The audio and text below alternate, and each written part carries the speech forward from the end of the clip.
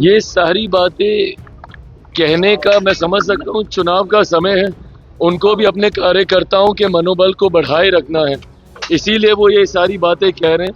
But हर वो व्यक्ति जो बिहार की राजनीति को समझ रहा है और जो देख रहा है कि जिस तरीके से केंद्र सरकार हो, राज्य सरकार हो और पूरा एनडीए गठबंधन एकजुटता के साथ हम लोग चुनाव प्रचार में उतरे हुए हैं, इसमें कतई कोई संदेह नहीं है कि 14 नवंबर के बाद बिहार में हम लोगों की सरकार बनने जा रही है। पनोरमा ग्रुप, जो सोचता है वो करता है। नमस्कार, आप देख रहे हैं न्यूज फॉर नेशन। मैं हूं जागृति शर्मा आपके साथ। बिहार विधानसभा चुनाव को लेकर सियासी सरगर्मी 7वें आसमान पर है।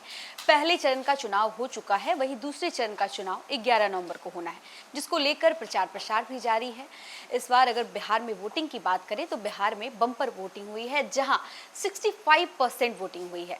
ईवीएम को लेकर कई तरह के सवाल खड़े हो रहे हैं, जिसको लेकर क्या कह रहे हैं चिराग पासवान, आइए आपको उनके बयानों के साथ।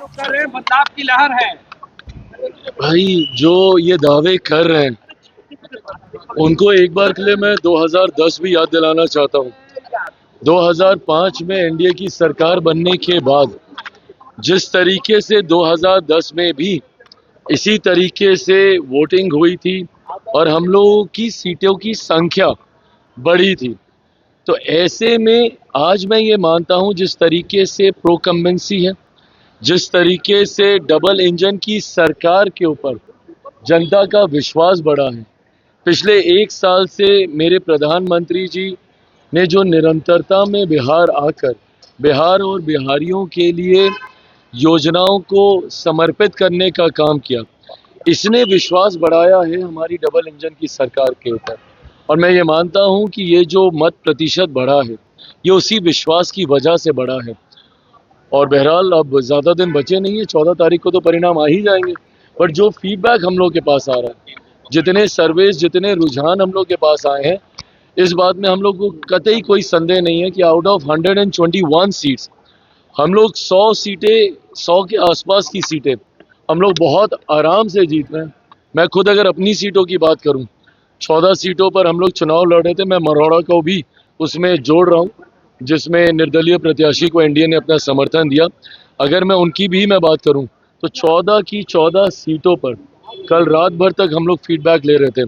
14 की 14 सीटें पॉजिटिव हैं और मैं मान रहा हूं कि ये सीटें भी हम लोग जीत रहे हैं। आज तेजस्वी यादव ने विजय सिन्हा का वीडियो ट्वीट करके कहा है, उन्होंने कहा है कि 14 नवंबर को ईवीएम टिकट निकलने वाला है।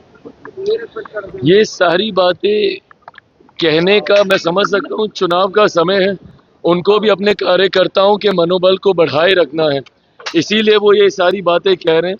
बट हर वो व्यक्ति जो बिहार की राजनीति को समझ रहा है और जो देख रहा है कि जिस तरीके से केंद्र सरकार हो, राज्य सरकार हो और पूरा एनडीए गठबंधन एकजुटता के साथ हम लोग चुनाव प्रचार में उतरे हुए हैं, इसमें कतई कोई संदेह नहीं है कि 14 नवंबर के बाद बिहार में हम लोगों की सरकार बनने जा रही है।